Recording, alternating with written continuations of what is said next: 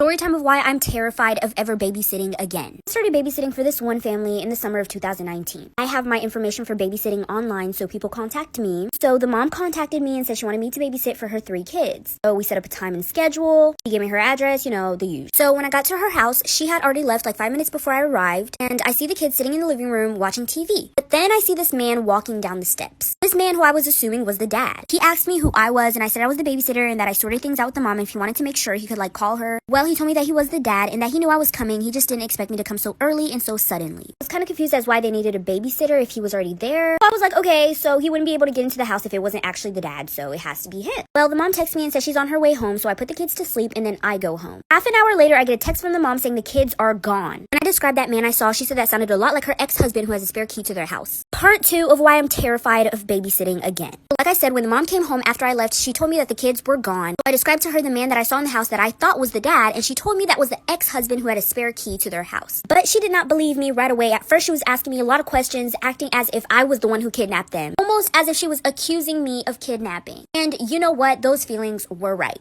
Obviously, the police had to get involved, and when I spoke to them, they told me that the mom wanted to know if I knew where the kids were. And I had already told her about the man that I saw. But they said that they would also look into the ex-husband as well. So she kind of believed me, but didn't 100%. I was literally being accused of kidnapping 3 kids. But they were looking more into me because her ex-husband lived in Colorado. We lived in Kansas. So I was a prime suspect up until they interviewed the dad and he gave himself up for part 3 of why I'll never babysit again. So like I said, they were finally able to interview the dad, but it took a while because he lived in a different state. But when they interviewed him, he mentioned this girlfriend that he had. It was his current girlfriend, and so they asked him where she lived and all that good stuff. Well, the police decided that they were going to question the girlfriend as well. So they went over to the girlfriend's house, they knocked on the door, and as soon as they knock on the door, the police hear a child crying. The dad didn't mention anything about his girlfriend having kids. And the next thing you know, a toddler runs up to the door. A toddler that looks exactly like one of the kids that I was babysitting. And so the police arrested the girlfriend and the police arrested the dad for kidnapping 3 children. Mom finally got her kids back and everything was good. The kids were not harmed in any way. This all happened in the span of a week or 2. The mom actually ended up coming to me and personally apologizing about how she acted. I told her it was no biggie because anybody would act like that in a situation where their kids were gone. And I continued to babysit her kids. This is a story time of why I dropped out of high school on my first day. And when I say my first day, I mean my first day of freshman year. After this, I never went back. So like I said, it was the first day of freshman year and I have extreme anxiety. My anxiety is literally so bad. I literally get anxiety just by waking up in the morning. So I was super anxious for my first day of high school. I literally was running around the school. I could not find my classes. I walked into the wrong classroom several times. It was so embarrassing. But then I finally made it to my first class. I sat down in the front of the classroom. Bad idea. After running around the school and not being able to find my classes and walking into different classes that I wasn't supposed to be in, which was so embarrassing, my stomach was literally in my ass. My stomach was literally bubbling because of my anxiety. I felt so much pressure in my stomach, I needed to let some out. And I thought I could get away with it, a little silent fart. It was silent, but it was not a fart. I shit my pants. Then the teacher says we're gonna go around the classroom and everyone has to stand up and say one thing about ourselves. Starting with me, since I was sitting at the front. Now this is what happened for part 2. This is part 2 of why I dropped out of high school my first day of freshman year. So like I said, I just shit myself in class. The teacher says we have to go around the room and everyone has to stand up and say something about themselves. And of course, I had to be sitting in the front of the classroom and I had to go first. So I just told her I didn't feel comfortable standing up and I'd rather sit down. But she said that I had to stand up and everybody has to stand up. So I clearly did not have many options and I decided that I was gonna stand up.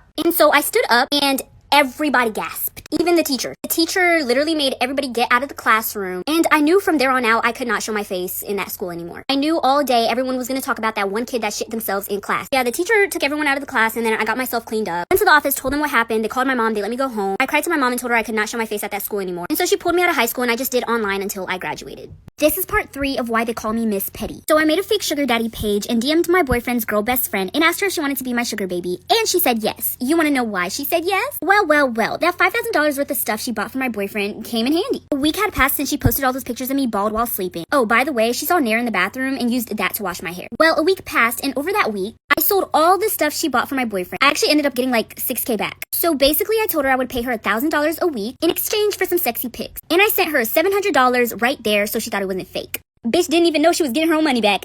So I sent her $1,000 a week for 5 weeks in exchange for pictures. Well, once all the money ran out, it was time for revenge. I gathered up all the pictures that she sent me, made a fake page pretending to be her, and sent the pictures to her parents, her job, the school, and to multiple girls' boyfriends on Instagram with the text, break up with your girlfriend cause I'm bored, but shh, don't tell anyone. Like for part 4. This is part 4 of why they call me Miss Petty. So after I catfished my boyfriend's girl best friend and posted her nudes everywhere and sent them to a lot of girls' boyfriends, obviously she was getting so much backlash and everybody was posting about it and everybody was coming at her. So many people wanted to beat her ass, it was hilarious. She kept trying to say, no, it's not me behind the fake page, but nobody believed her. She had to go completely ghost on social media. Little did everybody know I was the mastermind behind the whole thing. She didn't show up to school for like a week or so, but then the day that she came back, I'm not exactly sure why she came back, but she got jumped by 5 girls. But not only did she get jumped, they threw her in the trash can. I almost felt bad until I remembered how long and luscious my hair used to be. Let this be a reminder to everybody to just stay in your lane. Eventually she dropped out of that college and I'm guessing she went to some other college, but everybody hated her there, so she had to move. Damn, karma really is a bitch and so is your mama.